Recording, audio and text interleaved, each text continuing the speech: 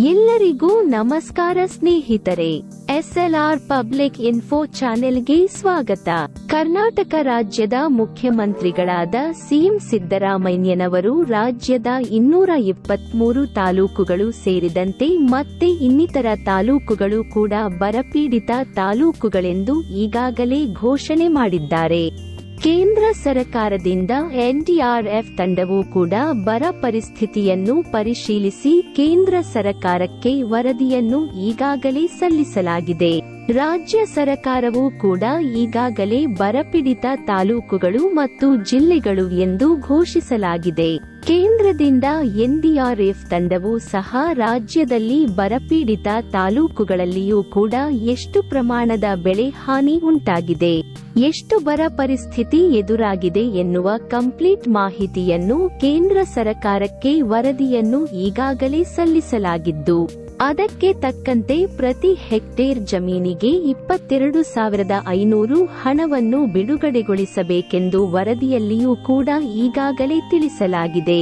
ಇದಕ್ಕೆ ತಕ್ಕಂತೆ ಕರ್ನಾಟಕ ರಾಜ್ಯ ಸರ್ಕಾರದ ವತಿಯಿಂದ ರೈತರ ಖಾತೆಗಳಿಗೆ SDRF ವರದಿಯಂತೆ 3 ಕಂತುಗಳಲ್ಲಿ ರೈತರ ಖಾತೆಗಳಿಗೆ ಹಣ ವರ್ಗಾವಣೆ ಮಾಡಲು ಕ್ರಮ ತೆಗೆದುಕೊಳ್ಳಲಾಗಿತ್ತು.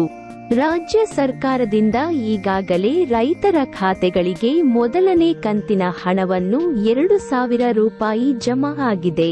ಕೇಂದ್ರ ಸರ್ಕಾರವು ಇನ್ನೂ ಕೂಡ NDRF ವರದಿಯಂತೆ ರಾಜ್ಯ ಸರ್ಕಾರಕ್ಕೆ ಹಣ ಬಿಡುಗಡೆ ಮಾಡಿಲ್ಲ.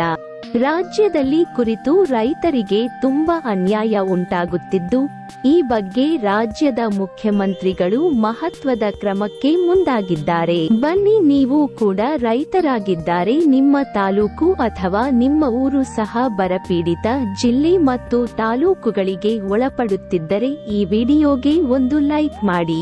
ಹಾಗೂ ಮುಖ್ಯಮಂತ್ರಿಗಳು ಬರಪೀಡಿತ ಜಿಲ್ಲೆಗಳ ರೈತರ ಖಾತೆಗಳಿಗೆ ಹಣ ವರ್ಗಾವಣೆ ಮಾಡಲು ತೆಗೆದುಕೊಂಡಿರುವ ಮತ್ತೊಂದು ಕ್ರಮ ಏನು ಎನ್ನುವ ಕಂಪ್ಲೀಟ್ ಮಾಹಿತಿಯನ್ನು ತಿಳಿದುಕೊಳ್ಳಲು ವಿಡಿಯೋವನ್ನು ಕೊನೆಯವರೆಗೂ ನೋಡಿ. ರಾಜ್ಯದ ರೈತರಿಗೆ ಸರ್ಕಾರ ಸಿಹಿ ಸುದ್ದಿ ನೀಡಿತು. ಲಕ್ಷ ರೈತರ ಖಾತೆಗೆ ಮೊದಲ ಕಂತಿನ ಪರಿಹಾರದ ಹಣವನ್ನು ಜಮಾ ಮಾಡಿದೆ. 30 ಲಕ್ಷ ರೈತರ ಖಾತೆಗೆ ಮೊದಲ ಕಂತಿನ ಪರಿಹಾರದ ಹಣವನ್ನು ಜಮಾ ಮಾಡಿದೆ ಎಂದು ಸಿಎಂ ಸಿದ್ದರಾಮಯ್ಯ ತಿಳಿಸಿದ್ದಾರೆ. ರಾಜ್ಯಕ್ಕೆ ಬರಗಾಲ ಬಂದರೂ ಕೇಂದ್ರದಿಂದ ನಮ್ಮ ಪಾಲಿನ ನಯಾ ಪೈಸೆ ಪರಿಹಾರ ಹಣ ಇದುವರೆಗೂ ಬಂದಿಲ್ಲ.